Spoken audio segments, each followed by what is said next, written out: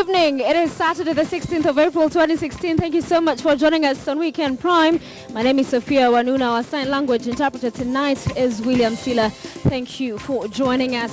Let's begin with our top story, and the top story tonight, where Jubilee leaders descended on Afraha Stadium for the much-hyped prayer rally after the termination of the last two ICC cases facing Kenyans over the 2007 post-election violence. Addressing a crowd that attended the prayer rally, President Uhuru Kenyatta said he harbors no grudge against anyone who framed him over crimes against humanity charges. While extending an olive branch to his political rivals, the president warned that the government would deal decisively with those out to incite Kenyans. And as Duncan Haemba reports, the president said he would not allow any other Kenyan to be dragged to the Hague-based court. President Uhuru Kenyatta and his deputy William Ruto, together with 4 Kenyans who had cases at the International Criminal Court, led hundreds of Kenyans at Nakuru's Afraha Stadium Annex for a Thanksgiving service following the termination of their cases at The Hague. The leaders struck a reconciliatory tone during the 6-hour service. Mimi nimewatolea mkono wa amani na waomba Kenya ni nchi ambaye tuamini demokrasia. Twaweza tutafautiane kwa maono na kwa sera, lakini nawaomba ndugu zangu wale ambao wako kwa upinzani, jameni, tuweke wa Kenya pamoja. Sisi zote tutembee na lugha ya kusema Kenya ni moja. Sisi zote tuuze sera zetu kwa Kenya kwa njia ya amani. Mwishowe tukubali waamuzi wa wananchi. We trusted our lawyers, but we believed in God, because we also know that our lawyers are human beings. The two leaders issued a stern warning to all political leaders in the country to stop polarizing the nation as the country gears up for the forthcoming general election in August 2017. Anybody who will threaten the peace and the stability of Kenya for political ends will face the full force of the law. Viongozi mjue ya kwamba ni nyinyi mtaumia, wananchi wa Kenya hawataumia tena. It is our responsibility as leaders and as Kenyans to build the bridges of friendship and build the codes of love that we are told cannot be broken. The president was also firm that no other Kenyan should be taken to The Hague to face criminal charges there.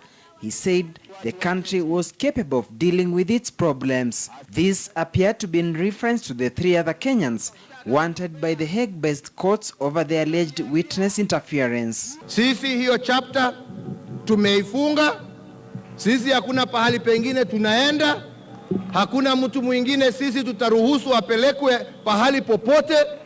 Kama kuna sheria, tuko na makoti yetu hapa. Mimi sitaki kuona Mkenya mwingine akitembea ile barabara sisi tumetembea. Other political leaders who addressed the gathering were equally conciliatory in their messages. Never again shall we shed blood brother against brother. Sisi kama Wakenya itatubidi kutoka sasa tutangaze mwezi huu wa 4 ikuwe ni mwezi wa msamaha na maridhiano. We want to assure those of us who are in your coalition that no blood will be shed again in the history of our country on the basis of political competition. Among other political leaders who attended the prayer service were Ford Kenya National Chairman and Turkana Senator John Munyes and 13 ODM MPs who are perceived as code rebels. Threaten the stability and peace of Kenyans at your own peril is the message President Uhuru Kenyatta is sending to politicians across the political divide, as he says government will not tolerate hate speech among leaders as Kenya prepares for next year's 2017 general election. Duncan Haemba, KTN News, Nakuru. And still on that story, the Thanksgiving prayer turned into celebrations of sorts for the Ocampo Six, whose cases were thrown out. All the six got a chance to address the crowd that attended the prayer rally. Our reporter Victor Ogale captured tidbits, and here is his story. For the better part of Saturday, Nakuru town was on a lockdown with motorists stuck in traffic for long hours, with others forced to seek alternative routes to their destinations. Along the streets, they waited to have a glimpse of both President Uhuru Kenyatta and his deputy William Ruto.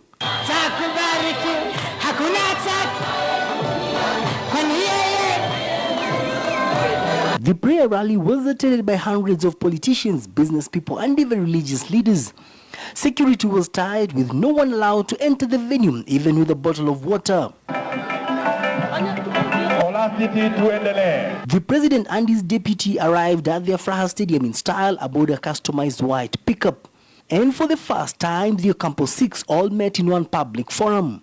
They had time for a dance before being accorded time to address the crowd. All this time and long so that they may lead this nation. Wanasema ya kwamba ukweli hata ukiificha itatokea siku moja. Hata uipambe namna gani na uongo itajitokeza siku moja. Read my statement for records. Your Excellency, today is a wonderful day. God has blessed this country. Nakuru! Kenya! Kenya! Uhuru! Uhuru! Ruto! Ruto! Sana! Sana! Wale wengine! Ndugu zetu wengine!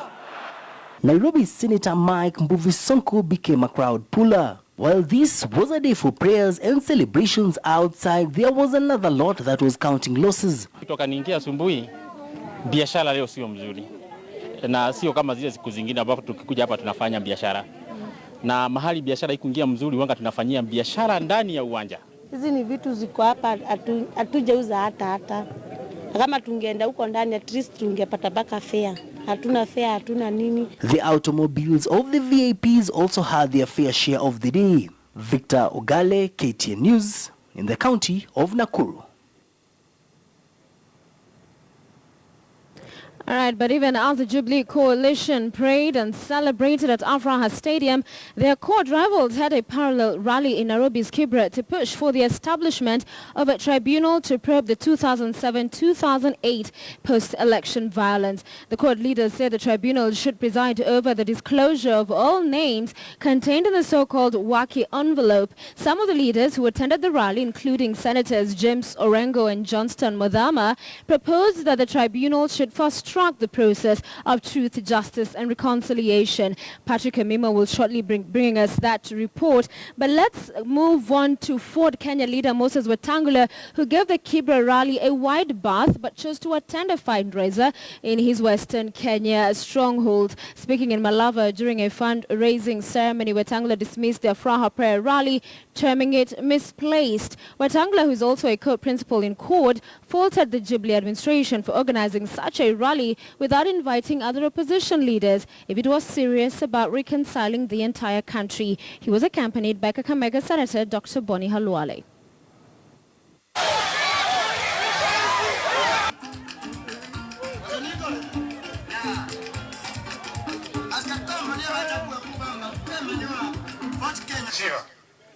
Mheshimiwa Mazika Wetangula, sisi hatutaki kutumiwa. Tuko tayari kwenda. Kwa hivyo hawa bodaboda basi hapo kwa sawa. Nikisema code mnasema mko tayari.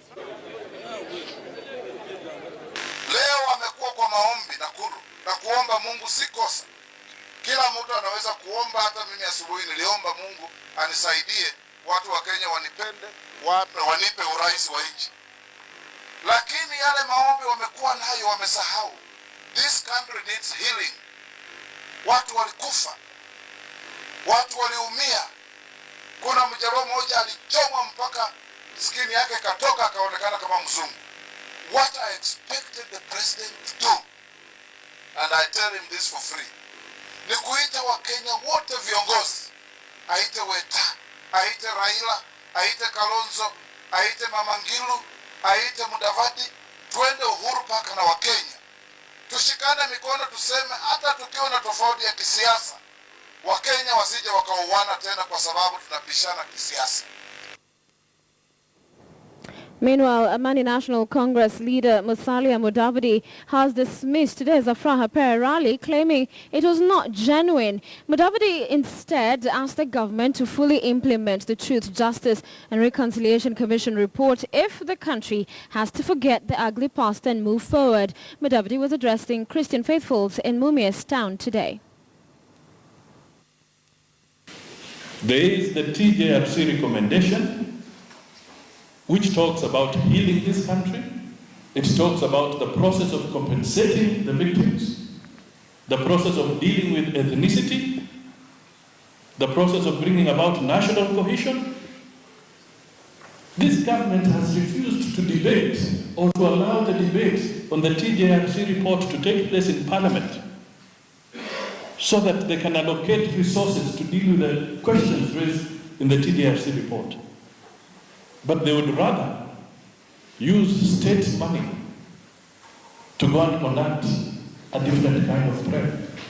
Missed you earlier, where even as the Jubilee coalition prayed and celebrated at Afraha Stadium, their court rivals had a parallel rally in Nairobi's Kibra to push for the establishment of a tribunal to probe the 2007-2008 post-election violence. The court leaders said the tribunal should preside over the disclosure of all names contained in the so-called Waki envelope. Some of the leaders who attended the rally included Senators James Orengo and Johnston Muthama, and they proposed that the tribunal should fast-track the process of truth, justice and reconciliation. Patrick Amimo now reports.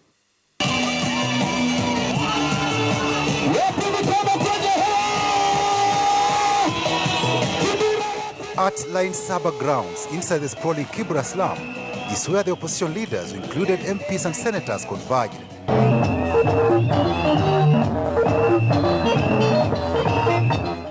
At least 16 members of the National Assembly and 4 senators were in attendance. The 3 core principals of the coalition skipped the rally, with Kalonzo Musyoka and Raila Odinga being outside Kenya, while Moses Wetangula chose to attend a series of activities in Western Kenya. The motive of the rally was to empathize and stand with victims of the 2007 post-election violence. It was here that the opposition called for the establishment of a judicial tribunal to sanction the release of names in the report prepared by the Commission of Inquiry on Post-Election Violence, famously known as the Waki envelope. The law of Kenya, he can use the statute of the International Criminal Court to open up the Waki envelope. Tunataka tujue ni wakina nani. Let them come with that envelope. And we are telling them we are not afraid for that envelope to be opened. Using the Constitution and the freedom of information, the President of Kenya can make sure that that envelope is opened. And I can tell you, Raila Amolo Odinga is not afraid for that envelope to be opened. On Friday, Court leader Raila Odinga wrote a letter to President Uhuru Kenyatta and his deputy asking for the release of evidence filed by the National Intelligence Service at the ICC and disclosure of all the names in the Waki envelope. Raila also proposed that a public grassroots mechanism be set up for truth, justice and reconciliation. Raila Amolo Odinga and Kalonzo Musyoka and Wetangula have been asking for dialogue. And this government of Jubilee have refused the path of dialogue. Also in attendance were some of the survivors of the violence who narrated their trauma.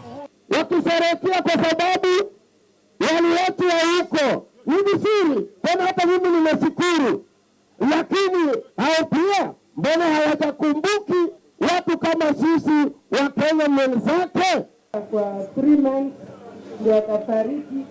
Kenyatta nadaiwa bili ya 158,000 na logbook imebaki huko Kenyatta. Sasa nashindwa tutaanzia wapi? Logbook ni ya jirani alinisaidia naye ndio nitoe mwili. sikuwa nimejua ni nini ilikuwa inafanyika, lakini ilikuwa kwa nyumba, ilikuwa tarehe 35 asubuhi. Ilipita ukuta ikanipiga, iliingia kwa matiti, lakini ukiona sasa hivi ukuta nikati inaonekana, ukishika hapo utaona. The leaders used the occasion to bash the ruling Jubilee administration over what they called runaway corruption.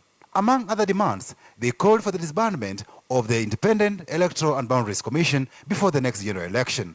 Ikasemekana kwamba bilioni 67 zimepotea kupitia ofisi ya rais mwenyewe, na hiyo pesa mpaka leo haijapatikana.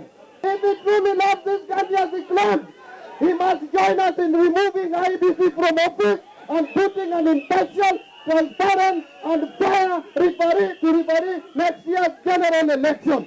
Na wale watu ambao ni kazi yao kutumia mali ya umma kuwafidia wale waathiriwa, wanatumia mali ya umma kwenda Nakuru kujipongeza na kujigamba. Pastor amesema na tukaomba pamoja kwamba tusamehe lakini tusisahau. They came here to stand with the victims of the post-election violence of 2007-2008. It will be interesting to see whether the government will bow to pressure and form a judicial tribunal of the post-election violence that will facilitate opening of the working envelope. Patrick Amimo, KTN News, Kibra. And Senator Orengo did announce that CORD would hold another rally next weekend at the Kamukunji grounds, in which all the three principals would be present. So we'll definitely keep an eye on that. In other news, Standard Media Group journalist David Odongo is now a free man. The journalist who was arrested yesterday was freed this morning after spending a night in the police cells. Odongo was arrested over an alleged story he wrote. So I went to Embakasi and I found that they had already arrived there. And they asked for a room. They didn't tell me they were arresting me. They asked me for a room. They asked for the guys in charge for a room. And I was taken to that room and they started interrogating me. I asked them, why am I being interrogated? And one of them, two had left. And one of them was in the room with me, told me, umekasirisha mzee sana. And they produced a copy of the Nairobian newspaper. 2 weeks ago, we done a story on a billionaire Kimani Rugendo. So he said, you umekasirisha mzee. Mbona umeka mzee page 1? One of them was asking me. The two were out of the room by then. Only one was with me. Mbona umeka mzee page 1? Three siblings from the same family living in Gamalenga, Vihiga County, are blind. One of them also has a daughter who was born blind. Now, their story is a reflection of several other families in the same county. We observed them at their home and at an eye hospital, and this is their story. Vihiga, a scenic mosaic of rock after rock after rock. But what if you lived here all your life and never got to see it? What if dusk and dawn were the same picture? What if you could see something your two brothers and sister could never see? Ningekuwa nachukua macho, ingekuwa ya kutolewa tena inarudishwa. Ningekuwa natoa yangu moja na wapea mtu mmoja tembeleo tena nirudishie tena nibadilishie mwingine, lakini nikakuta sina uwezo. Gisambai ward in Hamisi sub-county, Jackson Igunzu and his wife Asbeta Ngaira don't live here anymore. For 5 of their 8 adult children, these pictures are the only memories left. The other 3,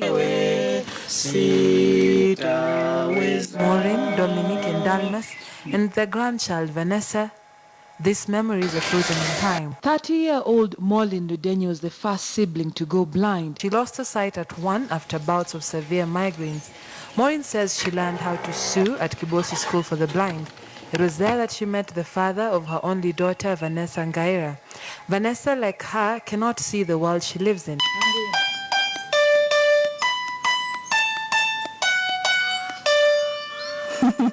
29-year-old Dominic Ogwemba tells us that there are traces of his 3 years of vision. Music makes him happy. He tells us he wants to marry and have a family of his own. Dalmas is the youngest of the 3. For him, KCPA is something unknown yet longed for still. Their sister, Nancy Muleshe, is the eldest.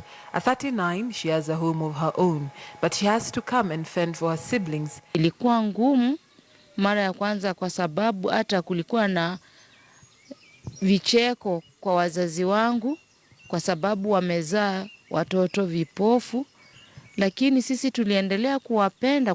Shida ni kwamba wazazi walipoaga dunia imekuwa vigumu kuwalea kwa sababu wazazi walikuwa wanashughulikia zaidi kuliko sisi. Mimi na wanangu huzuni, ama kitu kibaya, ama kama dudu manyoya ikitambaa kwao, hawajui ni nini natambaa kwao, hawajui kama hata kitu kibaya kimeingia kwa nyumba ama kiko malazini mwao, hawajui. According to the 2009 census, Vihiga, though small, is the most populous county, with close to 1,000 people living in every square kilometer. But sadly, there are hardly any reliable records of people living with disability, and more specific, blindness. The national prevalence of blindness is estimated at 0.7%. It's more difficult to establish a pediatric figure and a Western region specific estimate. But even here, for many who cannot see and battle eye complications, a light emerges. The Franz Church Sabatia Eye Hospital, established in 1996, is the only specialized independent hospital of its kind in the Western Belt. Ernest Orlando is the hospital's CEO. Of all the deserving areas, we ask him, why Vihiga? Out of the realization that there was a total lack of eye care provision in this part of the country, Wananchi are very poor. They are not able to afford eye care. Ignorance, like disease, poverty, and also distance from the hospital. Some people can't access services because they live far away. We serve up to 40,000 patients in a year. We have currently 2 resident ophthalmologists. The volume of work that we do, we are few. Also a bigger problem in Kenya and sub-Saharan Africa, a wider gap in research. Very few studies have been done on blindness, and even those done are not in the public domain. Vera Sitati is also a resident ophthalmologist in Sabatia Eye Hospital. She's working on 2 studies that could find answers to infant blindness that can be treated and avoided. One is the retinopathy of prematurity that examines blindness in premature babies and treats it early, and eye trauma in children. But let us not ignore eye ailments. I would like to urge parents that when they notice any eye ailments in the children, whether it be a red eye or just something abnormal looking in the eye, that they should seek treatment immediately. Some of those conditions are conditions that can be treated very effectively if diagnosed early. Children usually are afraid of what they can see. At 5, Vanessa Ngaira is afraid of what she cannot see. Her mother says that after she was born, doctors told her that she had cancer of the eye, but she could not afford treatment. Nothing can be done for her visual pathway. We also had to establish whether there are family's cases in their gene pool or just simply a matter of disease. The eyes have undergone what we call phthisis. The eyeball is a bit distorted. There's a genetic component to their disease affecting the retina and the vitreous.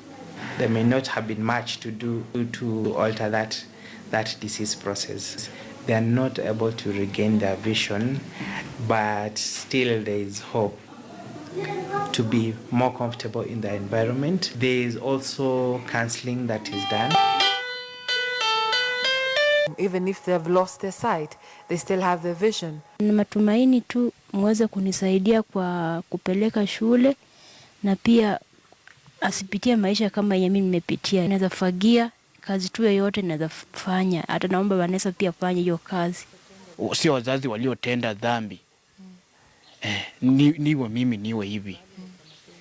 Bali ni kwa mapenzi ya Mungu. That's why mimi sipendi kujichukua kwa sababu Mungu aliniumba kwa mfano wake. Anikalipa hadi kila kazi. Mimi huwa naweza. Mimi nataka nioe. Na maisha yangu mimi nataka nioe. Sitaki nikae peke yangu kwa nyumba hivyo. This is the final resting place of Jackson Kigunzu and his wife Azibeta Ngaira, who died in 2003. He would later die in 2010. And I'm going to ask their 22-year-old son, Dalmas, if he feels that God has placed a very heavy burden on weak shoulders. Hakunipatia mzigo mzito. Niko tu vile aliniomba hivi.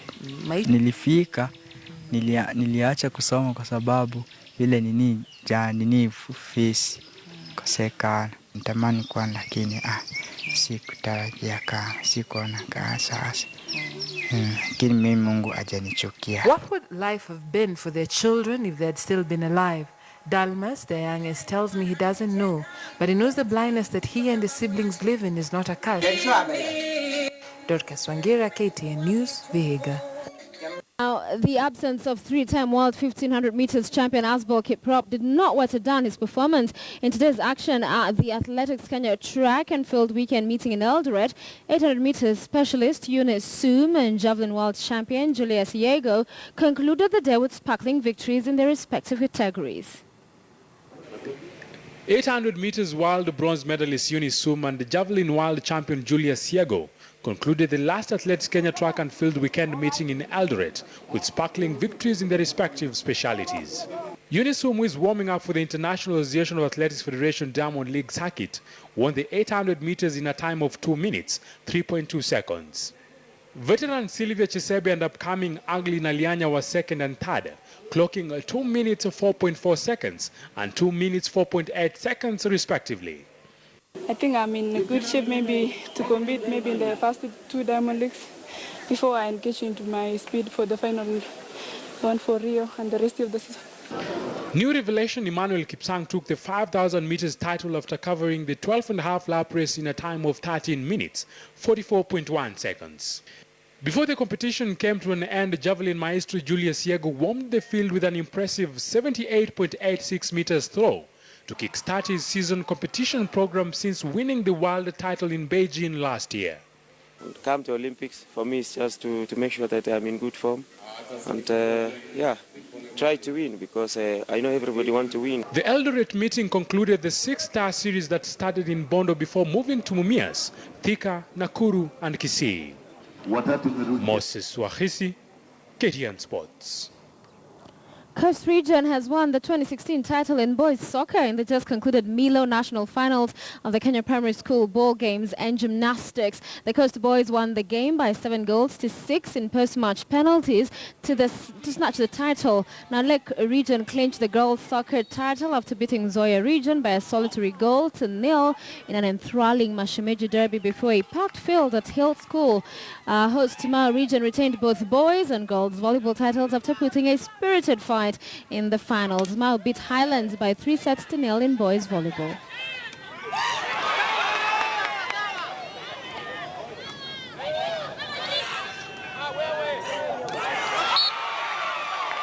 And finally, Sinyolo girls and Kamusinga boys are the national champions of hockey in this year's secondary school games. In rugby, Bungoma High School were crowned champions after emerging winners of Amoy Sigoi in the finals. In basketball, Kaya Tiwi and Upper Hill reigned supreme to take the honors.